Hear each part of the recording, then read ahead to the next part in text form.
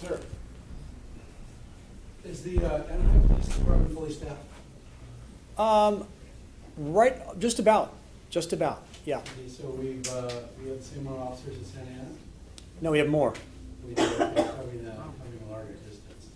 May I ask one other question? I noticed that Senator Sager mentioned that they've housed 1,300 and how many people? 1,335 with a 92% retention rate. How many people were identified on the streets by the Anaheim Police Department? 1,000 people?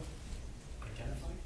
Yeah, the Anaheim Police Department gave a city council, said that they counted the people on the streets of Anaheim, homeless people, it was something like around 1,000 people. Well, the most recent count, the HUD count is one number. There was a homeless census done, a census, not a point in time count. So a census is we actually make contact, we have a name, we have some demographic information, we ask some questions to get some more information, so that'll help us get funding opportunities if they're a veteran or young or old or have you.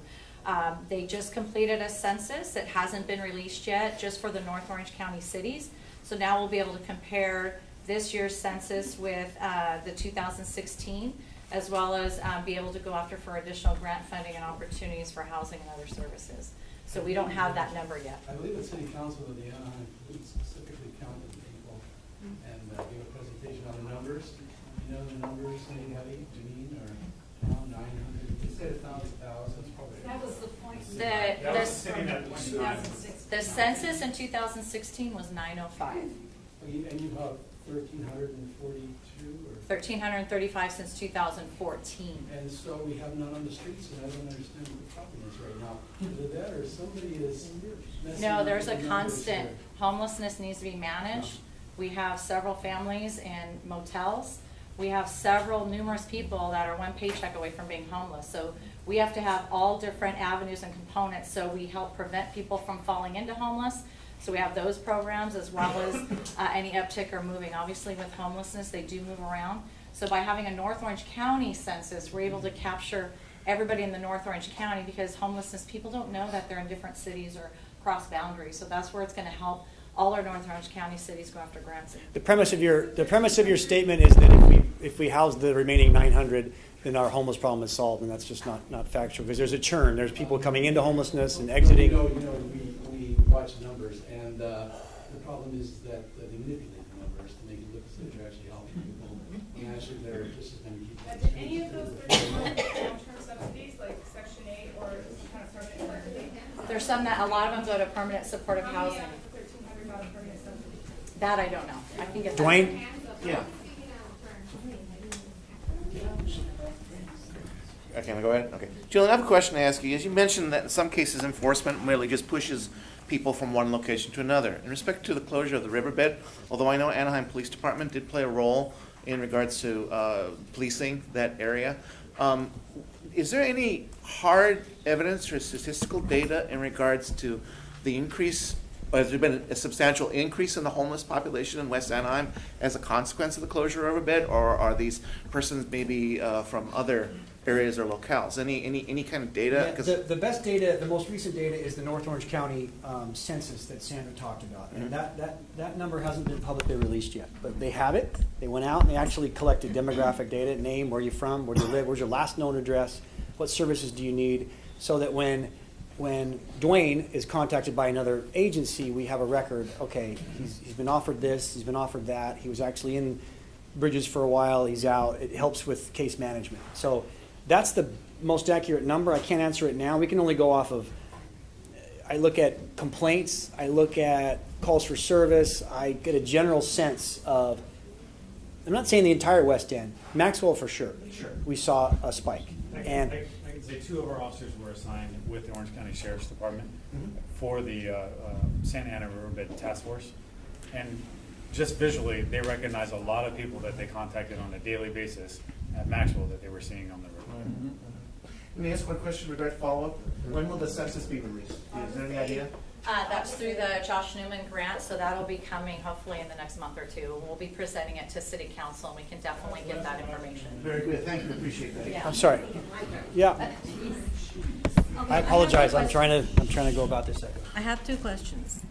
I'd like to know the name, or actually the place where you're going to be having those centers.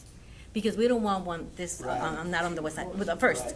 Second, I'd like to know if you're doing something about the buses that are full of homeless from other states that are busing them here. Other states? Yes, other places, from other counties, from other, we have, this is just like a revolving door.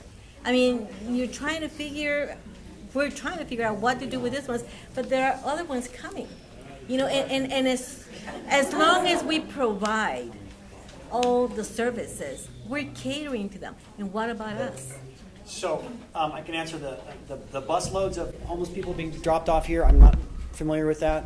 If that was happening, that would be, if another jurisdiction was doing that, it would be quickly. Anything I guarantee you, Judge Carter would not let that occur. That's not happening. Bus loads of people getting dropped off is not happening. It's not happening. The locations, I don't believe any of the locations have been finalized yet, but the city is actively looking to identify where additional shelter beds could be placed. You said that you already have. The sites have been preliminarily identified, but as far as like inking the deal, no, not yet. Okay, so can you tell us which one? No, I can't, unfortunately. And is it going to be on the west side? Yeah, I can't. At least. The Ma'am. buses come from the armory. That's where they're. I know you don't have all the answers or a timeline or anything, but I would like to know, as a police officer, how optimistic are you that this homeless situation will ever get resolved and that us tax-paying residents will have our community and our parks back? The sooner they have a campground of their own. Well, look at the time. It's already 10 o'clock. I gotta go.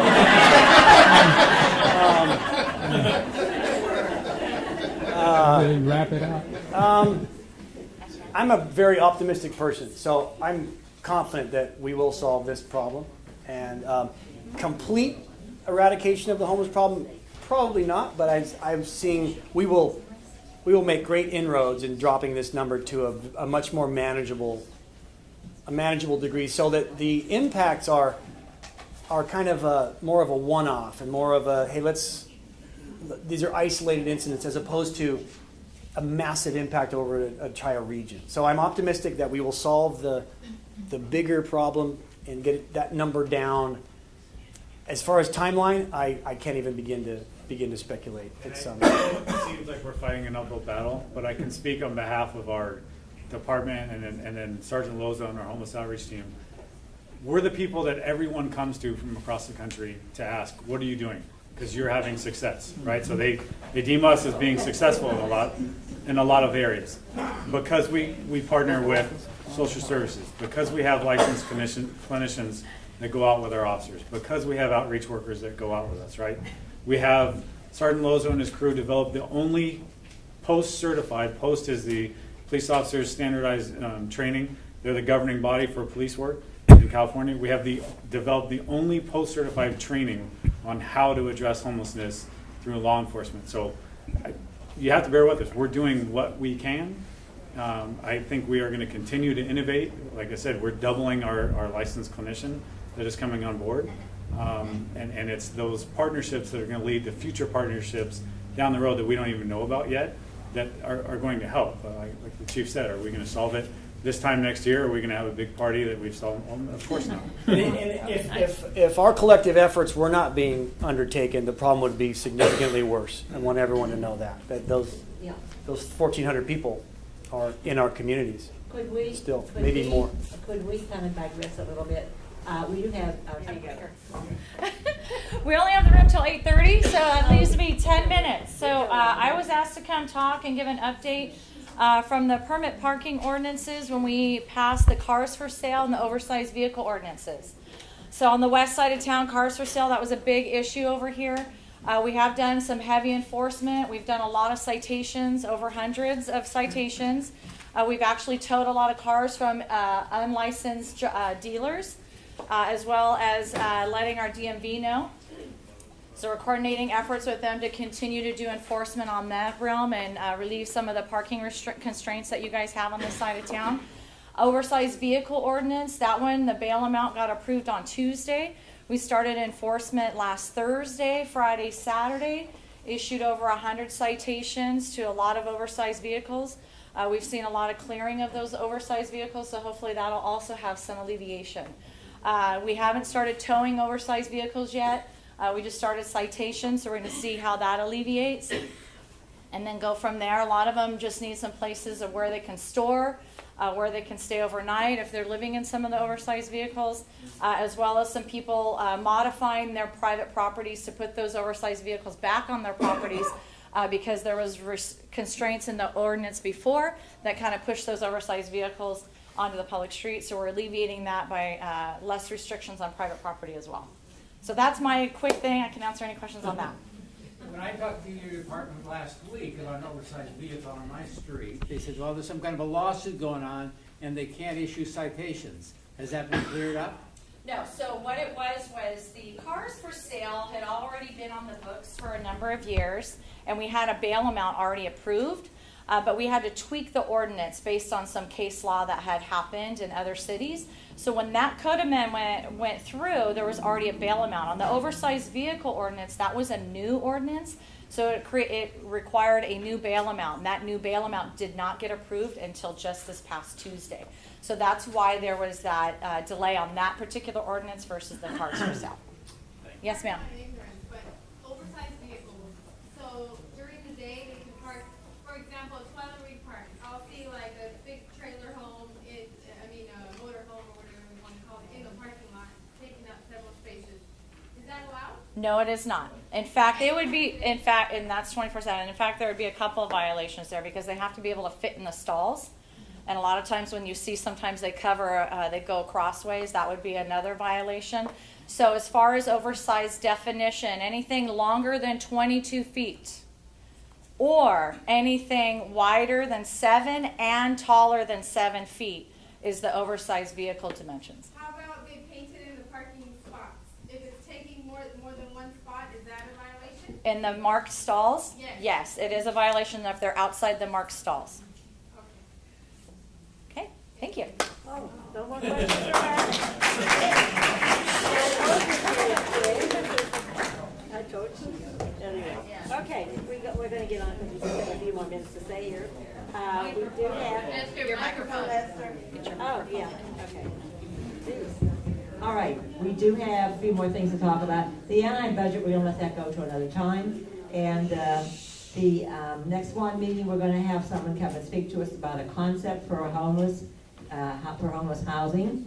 And that will be next Monday, July 30th at 6:30 p.m. So I hope you all come to that too. And then some dates to remember. Parks and Rec Commission meets tomorrow, Wednesday at Brookhurst Community Center. If you ever want to come speak to that group, you can. Ryan Valius, who is our Parks and Rec Commissioner, is in the back. Raise your hand, Ray. Right? Okay. You can talk to him too before the evening's out. City Council meeting is next Tuesday, July 31st at City Hall. And there's important issues coming up for Anaheim, West Anaheim residents. You might want to go into the City Council agenda this Friday and check what they are and read the staff comments on them, please.